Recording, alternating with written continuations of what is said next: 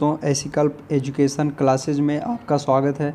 दोस्तों आज हम हिंदी व्याकरण से एक अति महत्वपूर्ण विषय रस के बारे में देखेंगे। तो दोस्तों ये हमारा एक नया अध्याय हमने रस को शुरू किया है। और दोस्तों रस से जो है महत्वपूर्ण प्रतियोगी परीक्षाओं में अनेक प्रश्न पूछे जाते हैं। दोस्तों हम इस रस को आपको बहुत गहराई से और पूरा रस आपको पढ़ाएंगे। तो दोस्तों आइए चलते हैं, हम आज की क्लास को शुरू करते हैं।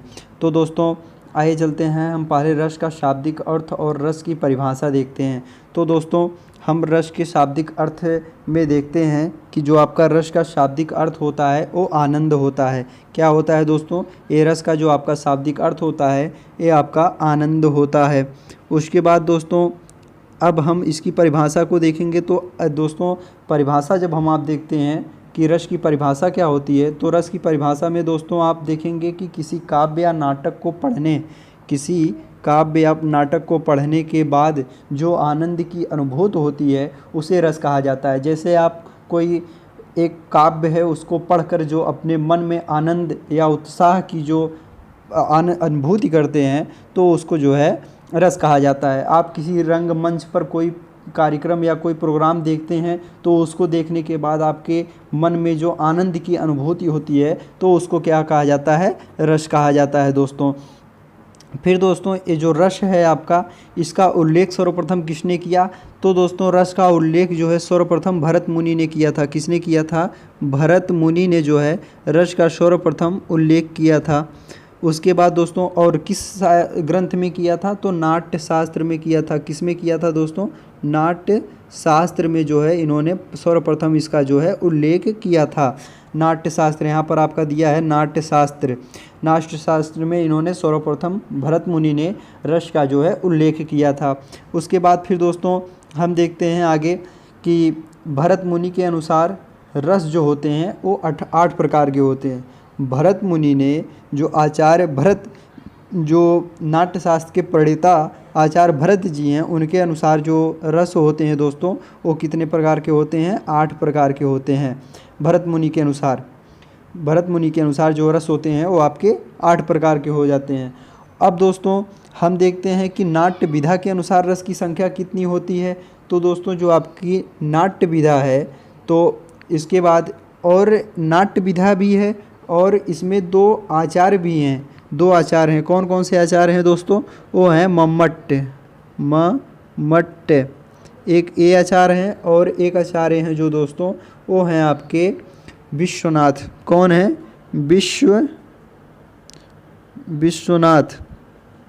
तो दोस्तों नाट्यशास्त्र के अनुसार जो रस की संख्या 9 बताई जाती है उसमें 2 आचार्य हैं, एक मम्मट जी हैं और एक विश्वनाथ जी को माना जाता है। उसके बाद दोस्तों फिर सर्वमत के अनुसार रस की संख्या 11 होती है। जो सर्वमत होता है, एक सर्वमत माना जाता है, तो ये जो है आपकी संख्या 11 होती है। और किस प्रकार से 11 होती है दोस्तों? तो जो आपका ये वात्सल्य रस और भक्ति रस होता है, जो वात्सल्य रस और भक्ति रस होता है, इसको जो है वो श्रृंगार रस में ही रखा जाता है। लेकिन दोस्तों इसी को अलग कर दिया जाता है। क्यों अलग कर दिया जाता है? क्योंकि इसमें ईश विषयक भक्ति होती है और एक में दोस्तों जो होता है इसमें जो आपका ये होता है ईश विषयक भक्ति होती है और एक में होता है संतान विषयक भक्ति होती है। इसलिए दोस्तों इसको जो है अलग किया जाता है। अभी हम आगे पूरा आपको संपूर्ण रूप से बताएंगे किस प्रकार से ऐसा किस लिए होता है। तो दोस्तों फिर हम आगे चलते हैं। तो रस को काव्य की आत्मा या काव्य का प्राण तत्व कहा जाता है। दोस्तों ये बहुत महत्वपूर्ण है पॉइंट कि रस को जो है काव्य की आत्मा या काव्य का प्राण तत्व कहा जाता है। फिर दोस्तों रस के अवयव, अब यहाँ से देखते हैं हम कि रस के अवयव क्या होते हैं। तो आपका पहला पॉइंट है दोस्तों अस्थाई भाव, दूसरा पॉइंट क्या है? विभाव, तीसरा पॉइंट है आपका अनुभाव और चौथा पॉइंट है व्यभिचारी भाव। अब दोस्तों यहाँ पर हम आपको बताएंगे कि किस प्रकार से अस्थाई भाव कब शरीर में विद्यमान होता है, कब विभाव क्या होता है, अनुभाव क्या होता है, व्यभिचारी भाव क्या होता है। तो दोस्तों अब देखिए हम आपको एक उदाहरण के माध्यम से समझाना चाहते हैं। जैसे दोस्तों कि मान लो आप स्कूल से घर आ रहे हैं, ऑफिस से घर आ रहे हैं, कहीं से भी घर आ रहे हैं और दोस्तों बारिश का समय है, आप उसी रास्ते से रोज़ अपने घर पर आते हैं जाते हैं और रास्ता जो है आप उसको अच्छी तरीके से जानते हैं। लेकिन दोस्तों उस दिन बहुत ज़्यादा आंधी तूफ़ान और इत्यादि क्रियाएं हुई जिसके द्वारा कुछ वहाँ पर बीच में जंगल पड़ता हो और दोस्तों वहाँ पर आपको आते हैं आपको आते हुए अंधेरा हो जाता है। अब दोस्तों जब आप वहाँ से आते हैं तो उस जंगल में आपको एक डर की अनुभूति होती है। आप उस झाड़ी में देखते हैं कि झाड़ी में कोई है, तो वहाँ पर आपको डर की अनुभूति होती है।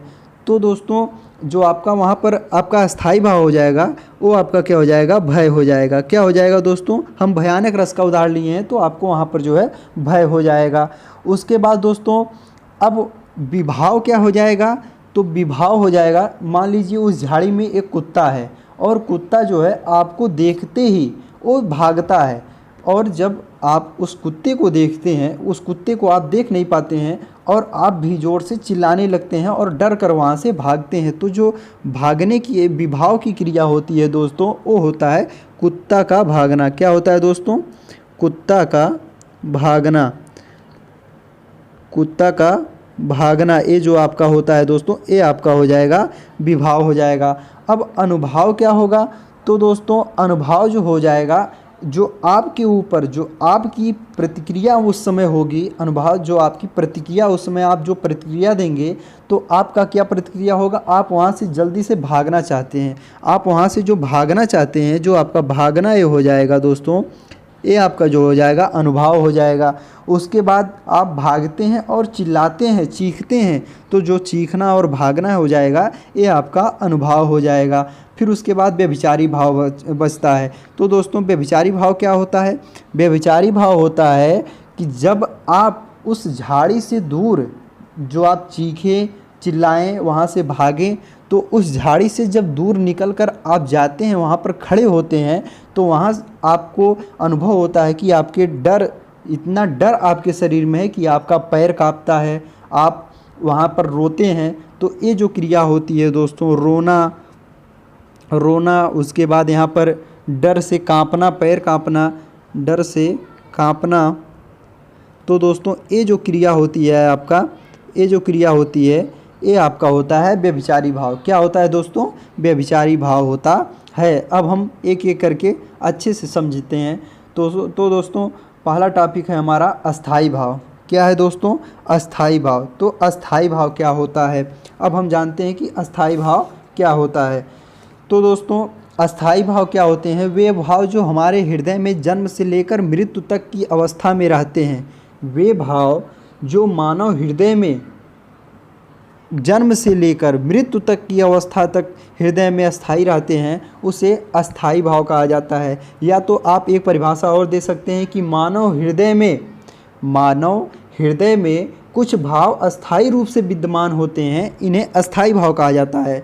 आप अस्थाई भाव से जो ये आपका अस्थाई भाव है इसी के द्वारा आप इसकी परिभाषा निकाल सकते हैं कि वे भाव मानव हृदय में, वे भाव जो मानव हृदय में अस्थाई रूप से पड़े रहते हैं या हमेशा विद्यमान रहते हैं उसे जो है अस्थाई भाव कहा जाता है। अब दोस्तों अस्थाई भाव की जो परिपक्व अवस्था होती है, अस्थाई भाव की जो परिपक्व अवस्था होती है, एक वाक्य आप नोट करिएगा, ये बहुत महत्वपूर्ण वाक्य है कि अस्थाई भाव की परिपक्व अवस्था ही रस है। क्या है दोस्तों, हम इसको लिख देते हैं कि अस्थाई भाव की, एक मिनट,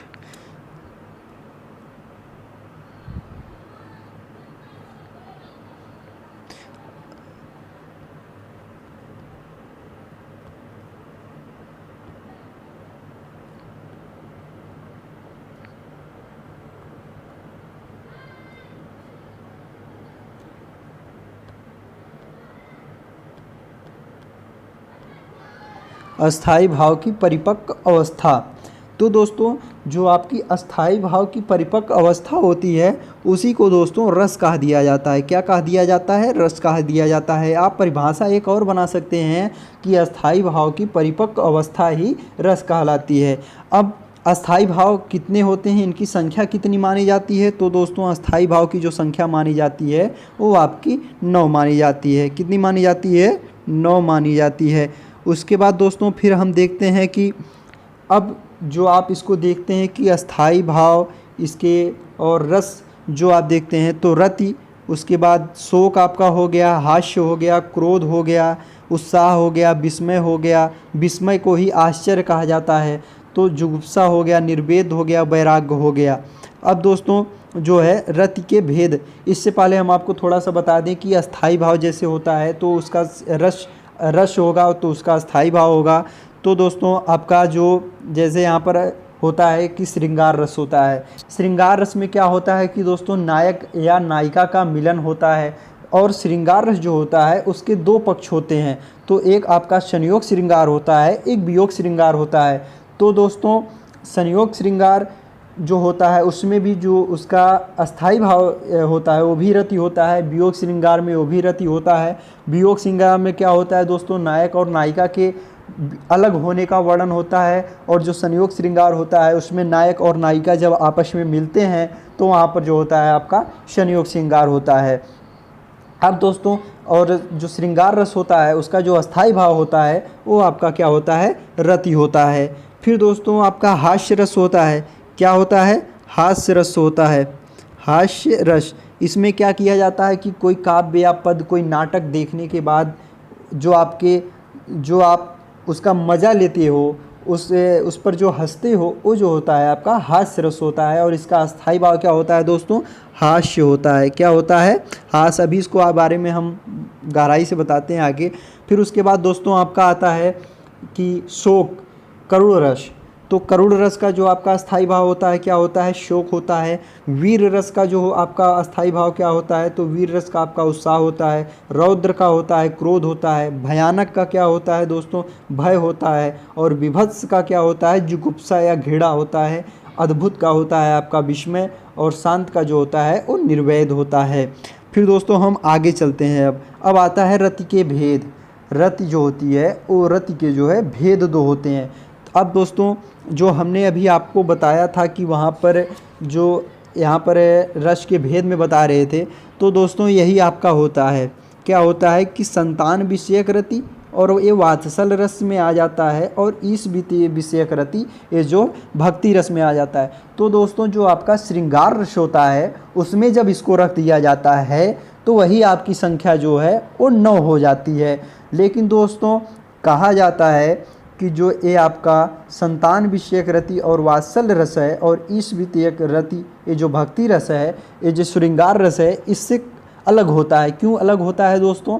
जो श्रृंगार रस होता है उसमें जो है वो वासना की भावना होती है, उसमें प्रेमी प्रेमिका या पति पत्नी अलग अलग होता है, तो उसमें वासना की भावना होती है। लेकिन दोस्तों जो ये संतान विषयक रति होता है, इस विषयक रति होता है, भक्ति रस और वात्सल्य रस होता है, इसमें जो है वासना नहीं होती। क्या दोस्तों होता है? वासना नहीं होती है। वासना नहीं होती है। और वो जो प्रेमी प्रेमिका या पति पत्नी का जो प्रेम होता है उसमें जो है वासना होती है। इसलिए दोस्तों इसको जो है अलग कर दिया गया है। ये रति के जो है भेद होते हैं। एक संतान विषयक रति होता है जिसको हम वात्सल्य रस कहते हैं, तो ये जो आपका होता है, और एक होता है ईश विषयक रति। तो दोस्तों ये जो है आपके 2 पॉइंट होते हैं। फिर दोस्तों हम आगे चलते हैं। आगे क्या है? अब विभाव है। विभाव को हम समझते हैं कि विभाव क्या होता है। तो दोस्तों विभाव 2 प्रकार के होते हैं। रसों को, अब पहले विभाव की आप परिभाषा को समझ लें। विभाव होता है रसों को उद्दीपित तथा उद्दीप्त करने वाली सामग्री। रसों को उद्दीपित या उद्दीप्त करने वाली जो सामग्री होती है वो विभाव कहलाती है। अब उद्दीप्त करने वाली सामग्री क्या होती है? तो दोस्तों अभी हमने आपको उदाहरण में बताया है, एक भयानक रस के माध्यम से जो है हमने आपको बताने का प्रयास किया है। तो दोस्तों अब देखते हैं आप विभाव, हम उदाहरण के माध्यम से समझाते हैं। जो हमने अभी उदाहरण को बताया है उस उदाहरण पर आप एक बार फिर से चलिए, तो वहाँ पर देखेंगे विभाव क्या है। विभाव है कि झाड़ी में जो छुपा हुआ कुत्ता है, डर से जो बैठा हुआ कुत्ता उसमें है, वो जब जब आप पहुंचते हैं वहाँ पर, वो डर से जो भागता है, तो जो भागता है तब आपके शरीर में जो भय उत्पन्न होता है, तो इसी को कहा जाता है रस को उदित और उद्दीप्त करने की वाली सामग्री जो होती है वो आपकी क्या कहलाती है दोस्तों? विभाव कहलाती है। उद्दीप्त, दो शब्द यहाँ पर आया है, एक उद्दीप्त आया है और एक आया है उद्दीप्त। तो दोस्तों ये जो दोनों शब्द आए हैं, इन्हीं के द्वारा आप समझ सकते हैं कि उद्दीप्त और उद्दीप्त करने वाली सामग्री, ये क्या है? एक सामग्री है। यही दो सामग्री से जो है विभाव का जो है निर्माण होता है। अब दोस्तों विभाव जो होते हैं वो दो प्रकार के होते हैं आपके, एक होता है आलंबन विभाव और एक होता है उद्दीपन विभाव। तो दोस्तों एक आलंबन विभाव होता है और एक उद्दीपन विभाव होता है। तो और एक इसी में आता है आश्रय भाव, आश्रय विभाव आता है, उसके बारे में भी अभी हम थोड़ा सा आपको बता देते हैं। पहले आप इसको देखिए। तो दोस्तों आलंबन विभाव जो होता है वो सजीव होता है। क्या होता है दोस्तों? आलंबन विभाव जो होता है वो सजीव होता है। अब दोस्तों और उद्दीपन विभाव जो होता है वो आपका होता है निर्जीव होता है। फिर हम आलंबन विभाव पर चलते हैं। तो दोस्तों देखते हैं कि आलंबन विभाव जो होगा वो भी दो प्रकार का होता है। आलंबन विभाव कितने प्रकार का होता है? ये भी जो है दो प्रकार का होता है। तो पहले हम आलंबन विभाव की परिभाषा देख लेते हैं। तो आलंबन विभाव की परिभाषा क्या होता है दोस्तों? जिस व्यक्ति या वस्तु के कारण अस्थाई भाव जागृत होता है, उसे जो है आलंबन विभाव कहा दिया जाता है। तो दोस्तों जैसे अब उद्दीपन जो है आपका आलंबन विभाव है, आलंबन विभाग में क्या आता है? नायक नायिका आती है। तो दोस्तों नायक नायिका के द्वारा ही जो है इसमें जो है कि अस्थाई जो व्यक्ति या वस्तु होता है उसी के द्वारा जो है अस्थाई भाव जो है जागृत होता है। अब उसके बाद इसमें इसके दो प्रकार होते हैं दोस्तों। एक होता है आश्रय आलंबन, ये जो आपका इसमें हम बता रहे थे विभाव में, ये विभाव में नहीं होता है। ये आलंबन विभाव का जो है एक आश्रय आलंबन होता है, दूसरा होता है विषयक आलंबन। तो दोस्तों एक आपका आश्रय आलंबन हो जाएगा, दूसरा हो जाएगा आपका विषय आलंबन। फिर दोस्तों अब हम चलते हैं अपने आश्रय आलंबन पर कि आश्रय आलंबन क्या होता है। तो दोस्तों अब देखते हैं आश्रय आलंबन। तो आश्रय आलंबन में होता है कि दोस्तों जिसके मन में भाव जग रहा है, जिसके मन में भाव जग रहा है उसे जो है आश्रय आलंबन कहा जाता है। अब दोस्तों जैसे कि एक उदाहरण हम आपको संयोग श्रृंगार का बताते हैं कि बतरस लालच लाल की मुरली धरी लुकाए और सौ करे भौहन हंसे दैन कहे नटी जाए। ये जो है इसमें जो है राधा और कृष्ण का जो है वो प्रेम इसमें जो है बिहारी दास जी ने दर्शाया है कि जो राधा जी हैं, जो कृष्ण जी हैं, वो राधा से बात, जो उनकी मुरली है उनको बजाते हैं और राधा से जो है वो बात नहीं कर पाते हैं। तो इसलिए उन्होंने जो उनकी मुरली है उसको उन्होंने छुपा दी है। शौं करे भौहन हंसे, यहाँ पर उन्होंने मुरली तो छुपा दी है और अपनी कसम खाती हैं कि हमने मुरली को नहीं लिया है, लेकिन भौहन हंसे दैन कहीं नट जाए। उनकी जो भौहें हैं, उनके जो आँख हैं, उसके द्वारा पता चलता है कि बांसुरी उन्होंने ही छुपाई है। तो दोस्तों यहाँ पर जो आपका जिसके मन में भाव जग रहा है, तो किसके मन में भाव जग रहा है? बात करने की इच्छा किसकी हो रही है? तो वो राधा जी की हो रही है। तो यहाँ पर जैसे यहाँ पर जो हो सकता है वो नायक हो सकता है आश्रय आलंबन में, या तो नायिका हो सकती है। तो दोस्तों इसमें जो है आपका आश्रय आलंबन होगा, जो हमने अभी आपको बताया था कि बतरस लालच लाल की मुरली धरी लुकाए और सांव करे भौहन हंसे दैन कहे नट जाए। तो इसमें जो आपका होगा संयोग श्रृंगार है। तो संयोग श्रृंगार में दोस्तों आश्रय आलंबन जो होगा इसमें वो राधा होंगी, नायिका। फिर इसमें हमने आपको उदाहरण के माध्यम से समझा दिया, ये पूरा कॉन्सेप्ट क्लियर है। उसके बाद फिर दोस्तों हम आगे चलते हैं। अब आता है कि यदि आश्रय आलंबन, एक नोट इसको आप समझ लीजिएगा कि यदि आश्रय आलंबन नायक होगा तो विषयक आलंबन नायिका होगी। अभी हमने आश्रय आलंबन में आपको बता दिया कि वहाँ पर नायिका हो गई। तो दोस्तों विषयालंबन में कौन होगा, तो विषयालंबन में जो है वो नायक हो जाएगा। फिर दोस्तों अब यहाँ पर हो गया विषयालंबन। विषयालंबन की परिभाषा आप देखिए पहले कि जिसके कारण या जिसके प्रति मन में भाव उत्पन्न हो उसे विषयालंबन कहा जाता है। जिसके कारण या जिसके प्रति मन में भाव उत्पन्न हो तो उसे विषयालंबन कहा जाता है। तो उसमें जो हमने आपको बताया कि बतरस लालच लाल की मुरली धरी लुकाए, सौ करे भौहन हंसे दैन कहे नट जाए। तो इसमें दोस्तों जो है आपका जो आपके कृष्ण जी हैं ये आपके हो जाएंगे विषयालंबन, क्योंकि उन कृष्ण जी को देखकर जो राधा जी हैं उनके मन में बात करने की या उनको प्रेम करने की जो है इच्छा हो रही है, इसलिए यहाँ पर विषयालंबन जो आपका हो जाएगा दोस्तों क्या हो जाएगा, राधा हो जाएंगी। उसके बाद दोस्तों आपका आता है उद्दीपन विभाव। क्या आता है, उद्दीपन विभाव। तो उद्दीपन विभाव क्या होता है दोस्तों, इसकी परिभाषा आप देखिए। तो उद्दीपन विभाव होता है कि जिस स्थिति परिस्थिति या वस्तु के कारण, किस स्थिति में किस परिस्थिति को किसको देखकर जिस स्थिति परिस्थिति या वस्तु के कारण, जिस स्थिति परिस्थिति या वस्तु के कारण मन में भाव उत्पन्न हो, जो मन में भाव उत्पन्न होता है तो उसे जो है उद्दीपन विभाव कहा जाता है। क्या कहा जाता है दोस्तों, उद्दीपन विभाव कहा जाता है। जिस स्थिति परिस्थिति या वस्तु के कारण मन में भाव उत्पन्न हो तो उसे उद्दीपन विभाव कहा जाता है। अब उद्दीपन विभाव एक हम आपको और परिभाषा बता देते हैं कि अस्थायी भाव को उद्दीप्त या तीव्र करने के कारण, अस्थायी भाव को उद्दीप्त या तीव्र करने वाले कारण उद्दीपन विभाव कहलाते हैं। जो आपका अस्थायी भाव होता है उसी को उद्दीप्त करना या तीव्र करना जो होता है वही जो होता है दोस्तों वो आपका होता है उद्दीपन विभाव कहलाता है। अब दोस्तों उद्दीपन विभाव में क्या आता है, जैसे नायिका का रूप सौंदर्य, चांदनी रात, वर्षा, कोयल का कूकना। अब इसमें जैसे हम देखते हैं कि चांदनी रात, जैसे जब वियोग श्रृंगार होता है, प्रेमी प्रेमिका दूर होते हैं तो बारिश के समय में, चांदनी रात में, इस समय में जब उनकी एक दूसरे की यादें आती हैं, वो एक दूसरे से मिलना चाहते हैं, तो वहाँ पर जो उनकी इच्छाएं होती हैं दोस्तों, जो उनकी तीव्र उद्दीप्त जो होती है, भाव जगता है, तो वही जो होता है वो उद्दीपन होता है। एक दूसरे से मिलने की इच्छा, जब बरसात होती है, चांदनी रात होती है, तो उस समय जो मिलने की उनकी तीव्र इच्छा होती है वही होता है उद्दीपन विभाव आपका होता है।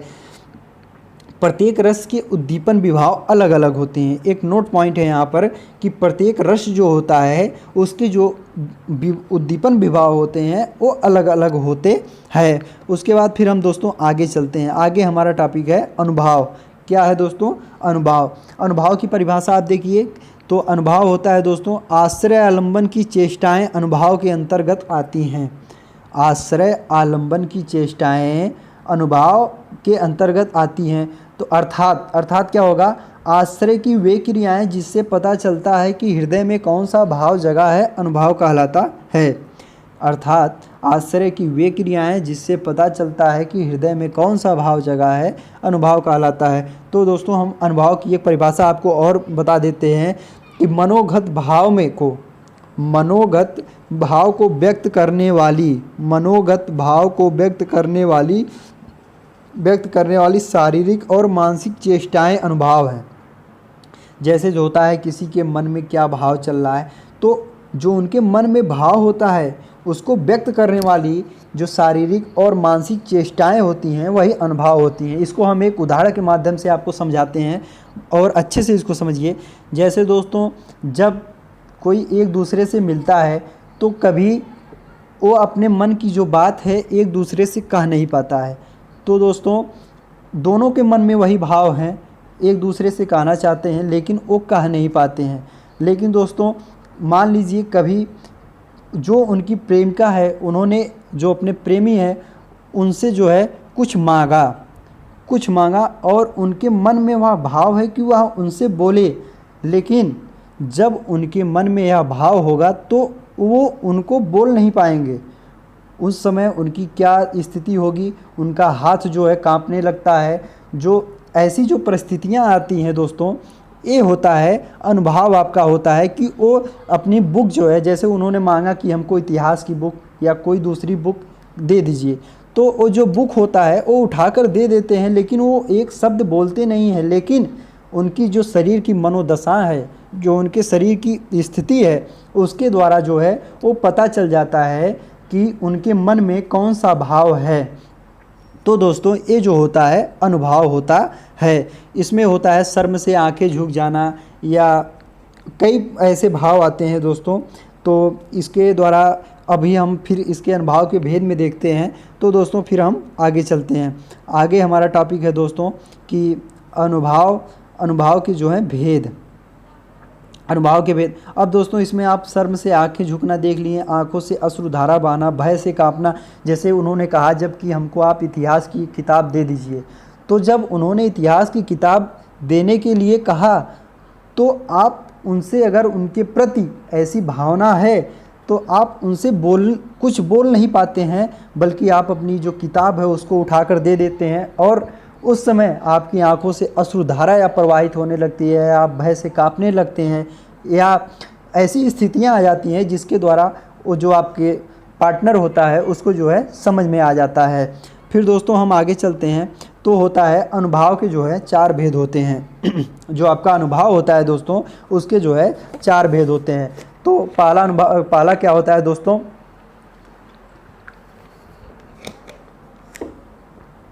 तो दोस्तों आपका जो ये अनुभव है 4 भेद होते हैं। तो आपका पहला होता है कायिक अनुभव। क्या होता है दोस्तों, कायिक अनुभव होता है। अब कायिक अनुभव क्या होता है कि शरीर के अंगों द्वारा उत्पन्न चेष्टाएं, शरीर के अंगों द्वारा जो है उत्पन्न चेष्टाएं जो होती हैं वो कायिक अनुभव के अंतर्गत आती हैं। अब दोस्तों जैसे इसको कहा जाता है कि कायिक अनुभव, काया मतलब क्या होता है, शरीर की जो चेष्टाएं होती हैं, जैसे कटाक्षपात या हाथों से इशारा करना। जैसे कोई जा रहा है, जैसे मान लीजिए जो हमने उदाहरण अभी लिया, वही जो आपके पार्टनर है वो कहीं जा रहे हैं, उनको आप हाथ के द्वारा इशारा करते हैं, कोई बात उनसे करते हैं, तो ये जो होता है कायिक अनुभव के अंतर्गत आता है। जो ये आपका होता है ये पूरा कायिक अनुभव होता है। उसके बाद फिर दोस्तों आता है वाचिक अनुभव। वाचिक अनुभव क्या होता है दोस्तों कि वाणी के द्वारा उत्पन्न चेष्टाएं वाचिक अनुभव के अंतर्गत आती हैं। तो दोस्तों आप उसी उदाहरण पर चलिए जो हमने अभी पीछे लिया। तो दोस्तों उसी उदाहरण के माध्यम से वाचिक अनुभव को समझते हैं कि जैसे वो बगल से जा रहे हैं और आपने कुछ भी बोल दिया कि आप बहुत सुंदर लग रहे हो, या कुछ भी ऐसा जो आप बोलते हैं, जो अपने मुँह से जो उस प्रतिक्रिया देते हैं, तो वो जो होता है आपको दोस्तों वो वाचिक अनुभव के अंतर्गत आता है। किसके अंतर्गत आता है, वो वाचिक अनुभव के अंतर्गत आता है। फिर उसके बाद दोस्तों आहार अनुभव। आहार अनुभव क्या होता है कि आहार अनुभव में होता है दोस्तों कि वेशभूषा के द्वारा उत्पन्न चेष्टाएं आहार अनुभव के अंतर्गत आती हैं। जैसे आप स्कूल जा रहे हैं, किसी को देखते हैं तो आप अपनी टाई सही करने लगते हैं, अपना बाल सही करने लगते हैं, शर्ट को सही करने लगते हैं। तो दोस्तों ये जो वेशभूषा के ऊपर होता है, ये जो होती हैं ये आपकी आहार अनुभव होता है। तो आहार अनुभव आप समझ लिए होंगे कि वेशभूषा के द्वारा जो उत्पन्न चेष्टाएं होती हैं वो होती हैं आहार अनुभव होता है। फिर उसके बाद आता है सात्विक अनुभव। सात्विक अनुभव क्या होता है दोस्तों कि सत्य के योग से उत्पन्न जो चेष्टाएं होती हैं वो होता है आपका सात्विक अनुभव होता है, जिन पर हमारा वश नहीं होता है। ये जो सात्विक अनुभव होता है, ये जो 3 आपको हमने बताया, एक कायिक अनुभव और एक जो होता है आपका आहार अनुभव और एक वाचिक अनुभव, जो ये हमने आपको बताया, इस तीनों पर हमारा जो वश होता है कि इसको हम अपने मन में कंट्रोल कर सकते हैं। लेकिन जो ये हमारा सात्विक अनुभव होता है, इन पर हमारा कोई वश नहीं होता है, और ये सत्य के योग से उत्पन्न जो होती हैं चेष्टाएं होती हैं, इस आपका सात्विक अनुभव के अंतर्गत आती है। उसके बाद दोस्तों अब ये कितनी होती हैं, ये संख्या में जो होती हैं ये 8 होती हैं। कितनी होती हैं दोस्तों, 8 होती हैं। कितनी, 8 ये जो होती हैं। अब उसके बाद आपका जो पहला होता है दोस्तों रोमांच होता है, दूसरा कंप होता है, तीसरा संवेद होता है, चौथा स्वर भंग होता है, पांचवा अश्रु होता है, छठवां होता है वैवड़, चेहरे का रंग उड़ जाना, और 7वां जो होता है स्तंभ। इसका मतलब होता है कि शरीर की चेष्टा का रुक जाना। 8वां जो होता है प्रलय या चेतना शून्य होना। ये जो होता है आपका सात्विक अनुभव होता है।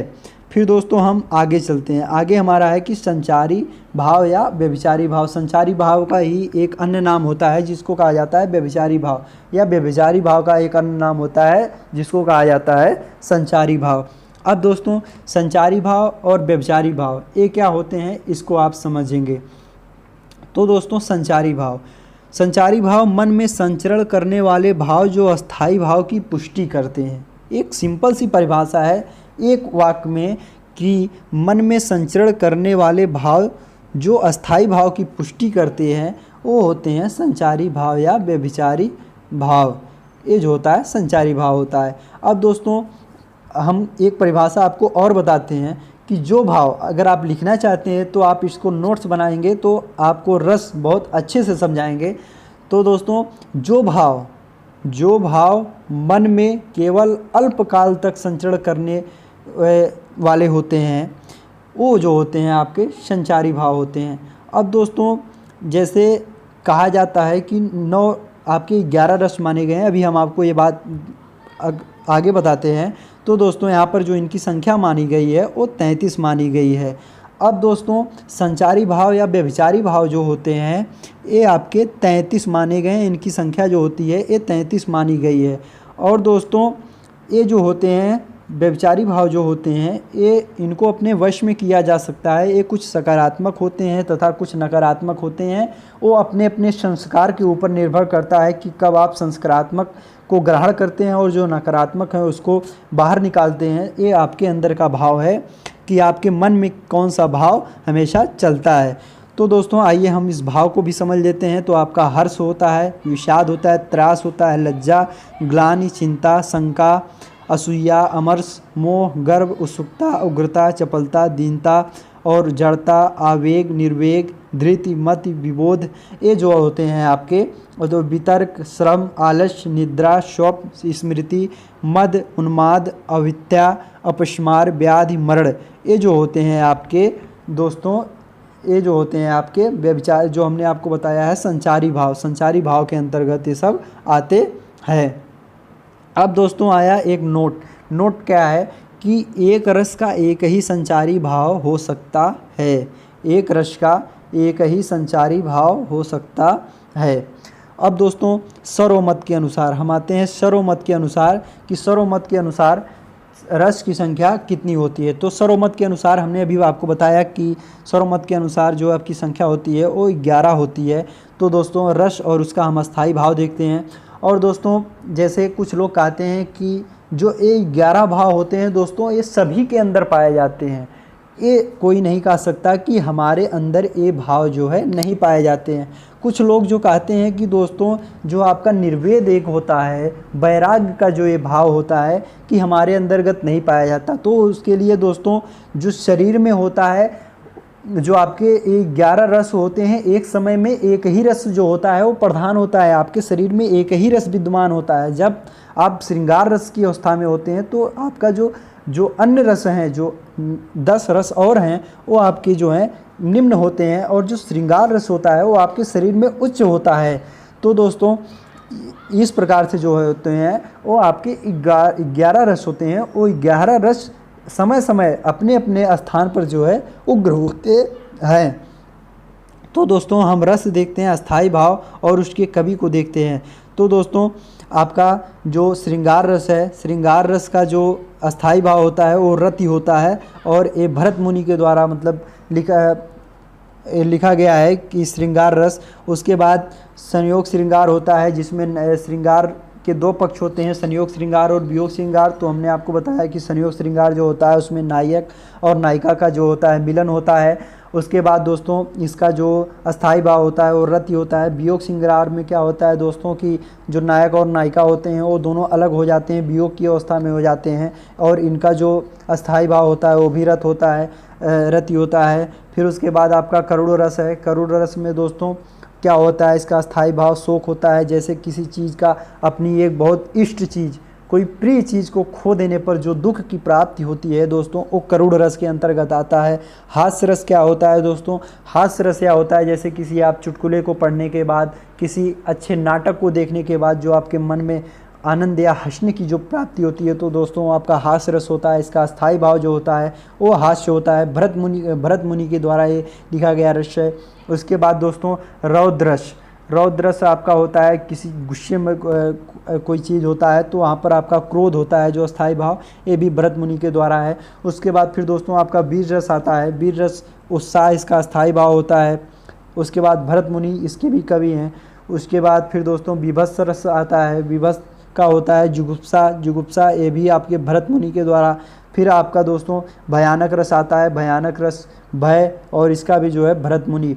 फिर उसके बाद दोस्तों एक आता है अद्भुत रस, विस्मय, जिसका स्थायी भाव होता है, फिर आपका यहाँ पर आता है भरत मुनि। नौवा आपका आता है दोस्तों शांत रस या निर्वेद या उद्भट।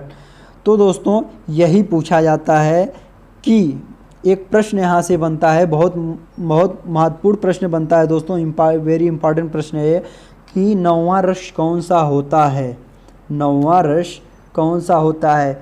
तो दोस्तों आप बहुत सी बुक्स में देखते हैं कि नौवां रस को देखते ही वहाँ पर दूसरा रस पूछ लेते हैं, तीसरा रस पूछ लेते हैं कि चौथा रस कौन सा होता है, पांचवा। लेकिन दोस्तों वो जो परीक्षा में नहीं पूछा जाता है वो बस एक प्रश्न का पैटर्न देखकर वो आपको बना देते हैं। तो लेकिन दोस्तों नौवां रस क्यों पूछा जाता है? नौवां रस इसलिए पूछा जाता है कि दोस्तों जो ये आपके 8 रस हैं, 8 रस हैं, ये आपके जो हैं भरत मुनि के अनुसार हैं। जो आपके 8 रस हैं ये आपके भरत मुनि के अनुसार हैं। उसके बाद जो नौवां रस है उसके जो कवि हैं वो दूसरे हैं। तो इसलिए नौवां रस जो माना जाता है दोस्तों वो शांत रस होता है और ये प्रतियोगी परीक्षाओं में पूछा जाता है। लेकिन दूसरा रस, तीसरा रस ये नहीं पूछा जाता है, एक गलत प्रश्न हो जाता है। अब दोस्तों 10वां आपका है कि भक्ति रस। भक्ति रस दोस्तों हमने अभी आपको ही बताया है कि भक्ति रस में एक आता है ईश विषयक रति। हमने अभी आपको ही बताया है कि ईश विषयक रति, अर्थात जहाँ पर प्रभु या ऐसी कोई बात हो, भक्ति वहाँ पर हो ईश्वर की, तो वहाँ पर जो होता है वो आपकी इस विषयक भक्ति होती है। उसके बाद फिर दोस्तों आपका 11वां जो पॉइंट है वात्सल्य रस, माता पुत्र और ऐसा जो प्रेम होता है, तो दोस्तों वहाँ पर होता है संतान विषयक रति। क्या होता है दोस्तों? संतान विषयक रति जो है आपका, ये जो आपका उत्तर है ये आपका सही ये है। और इसके दोस्तों जो कवि हैं वो आपके हैं विश्वनाथ। कौन है? विश्वनाथ। अब दोस्तों जो आपका श्रृंगार रस है वो अगले क्लास में हम बताएंगे सिर्फ श्रृंगार रस के बारे में। उसके बाद फिर आपको श्रृंगार रस के दोनों पक्ष, संयोग श्रृंगार और वियोग श्रृंगार को उस वीडियो में बताएंगे। तो दोस्तों आज के लिए बस इतना ही। दोस्तों अगर वीडियो अच्छा लगा हो तो लाइक, सब्सक्राइब और कमेंट ज़रूर करें, और दोस्तों हमारे चैनल को ज़रूर शेयर करें। धन्यवाद, मिलते हैं अगले वीडियो में।